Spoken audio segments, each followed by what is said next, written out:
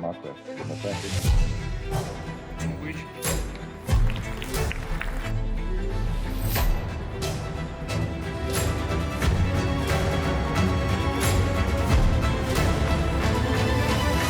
Mr. Barone, first of all, please accept our heartfelt congratulations on your recent election and thank you for taking time to speak with us. It's a pleasure to hold this exclusive interview with you here in Baku within the framework of the 67th Annual Assembly, International Association of Judges.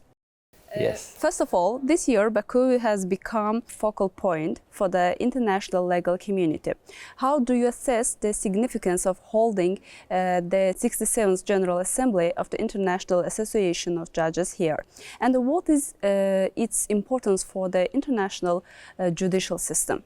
Well, in our association, we have this annual assembly organized each year by one member of the IAJ. In this case, for this year, our colleagues from Azerbaijan offered the country to host our annual meeting, and I was really glad and flattered to because it happened here. Because I knew that we would have elections and I would run for presidency, and so I'm so glad to have been elected in a so beautiful country and in a so well organized assembly.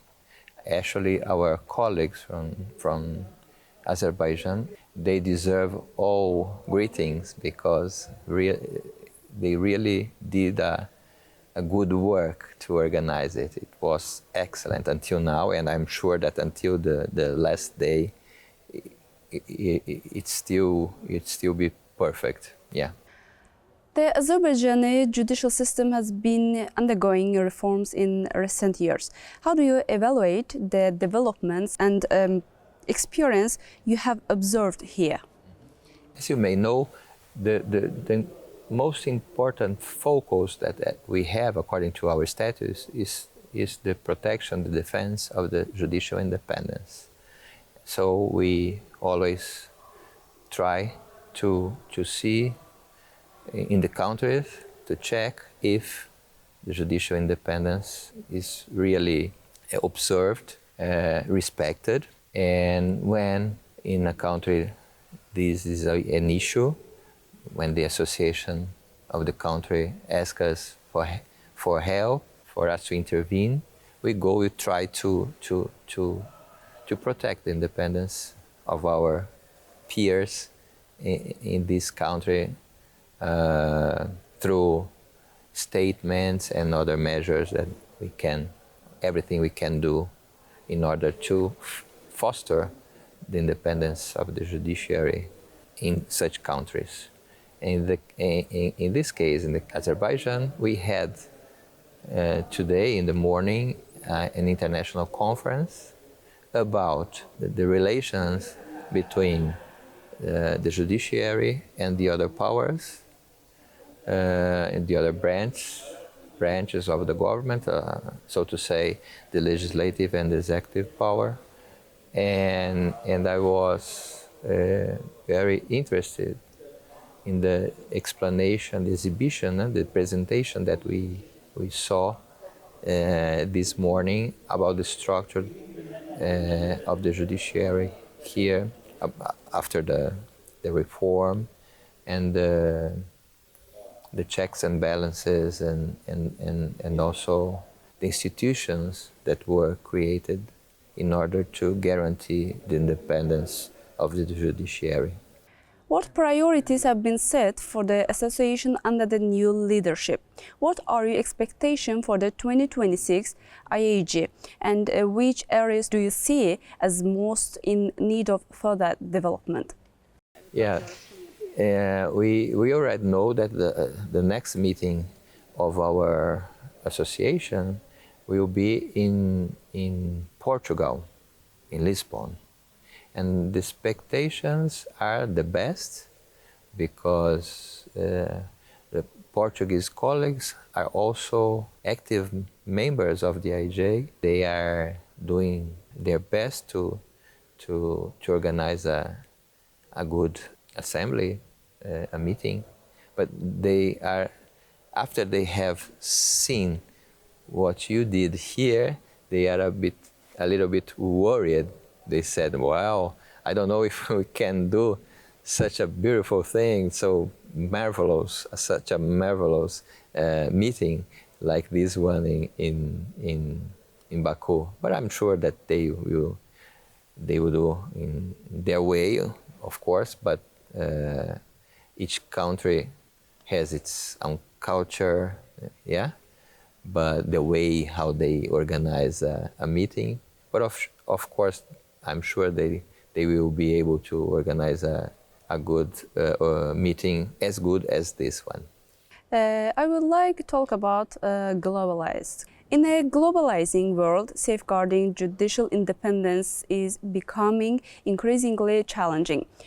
In your view, which mechanisms should be strengthened internationally to ensure this independence?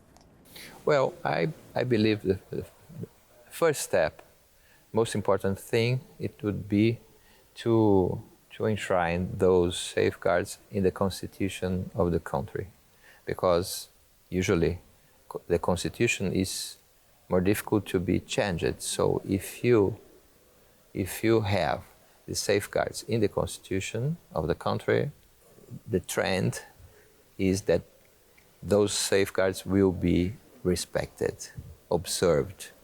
And if not, you have a constitutional court or the Supreme Court, depending on the structure of the judiciary in the country, that will analyze, for example, a lawsuit about the constitutionality of some act. But beyond that, I think we need to have pedagogical campaigns, didactic campaigns to show everyone that the respect of the judicial independence, it's not for the judge, it's for the population, the citizenship, because the citizen needs to have a judiciary that he can rely on. And if the judiciary doesn't have independence, how can a citizen rely on the decision of the judiciary? Mr. Barone, the use of artificial intelligence in justice systems is already on the agenda in many countries. How do you assess the impact of this technology on judicial processes and the fairness of decisions? Yeah, you rose a important topic, and really we are discussing that all over the world, the use of technologies, AI especially, in the judiciary. And my point of view about that is that you can deny that the artificial intelligence is here, AI is here, exists, and will be used. And I think AI should be used not only in the judiciary, but in the daily life, but as a tool to help us to do our job, not to replace, never to replace the job of the judge himself or herself. I think there are many activities of a judge that can be made by AI. For example, research. In my work, when I have to examine a case, the first thing I have to do is to check if I don't know, if I don't have this information, I have to check if this issue or such a case has been already examined by the court, if there is a precedent, for example. And this research, the AI can do for me. or an assistant, as an assistant do it. But it doesn't mean that that I can and that I should leave the AI decide in my place. I'm the judge, and I'm the one who has to decide in the end. In recent years, some countries have seen increasing political and public pressure on judges. What international initiatives does the EIG support or plan to implement to address this trend? Well, there are many measures. It depends on what kind of attack, what kind of problem the colleagues have, what kind of, if it's just pressure or if it's an attempt sometimes. So, because we have many kinds of intimidation. Sometimes, of course, to pressure, try to interfere in the judicial independence, the impartiality of the judge. It can be just pressure, like a political pressure, but can be a threat, or even an attack, personal attack. So in some parts of the world, we have problems with the security of the judges, the safety of also the life of the judge. And then when it happens, for example, we try to contact the authorities of the country, try to reestablish this security to safeguard the life or integrity of this judge that has been threatened or attacked. Public trust in judiciary system has become a major discussion point worldwide. Which international practices do you believe could serve as examples to restore or strengthen this trust? People lose trust in the judiciary because of campaigns.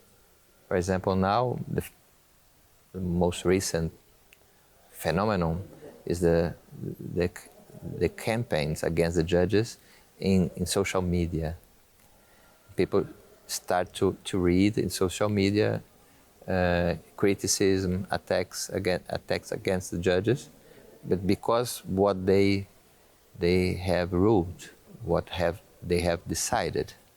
And what we try to do is to defend the judges and to show that what has been said that usually is not true.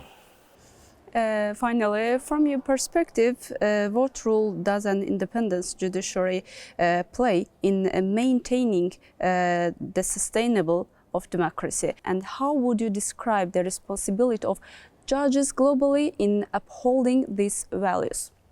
I think there is no democracy without judicial independence. Judicial independence is necessary because one of our functions is the function of the judiciary. One of the most important ones is to review, for example, governmental acts. And if you don't have a strong judiciary, an impartial judiciary, an independent judiciary that can review the acts of the government, what you have, the government will do what it wants, because nobody will say, no, this is against the Constitution, because it won't be independent. So it's very important for democracy to have this kind of judiciary. And this is the authentic one. The judiciary was meant to be independent, because otherwise it can't do its job. Mr. Barone, thank you once again for this interview. We hope that your new term will bring fresh dynamism and strength to the International Association of Judges. We wish you every success. Thank you very much. Thank you for having me.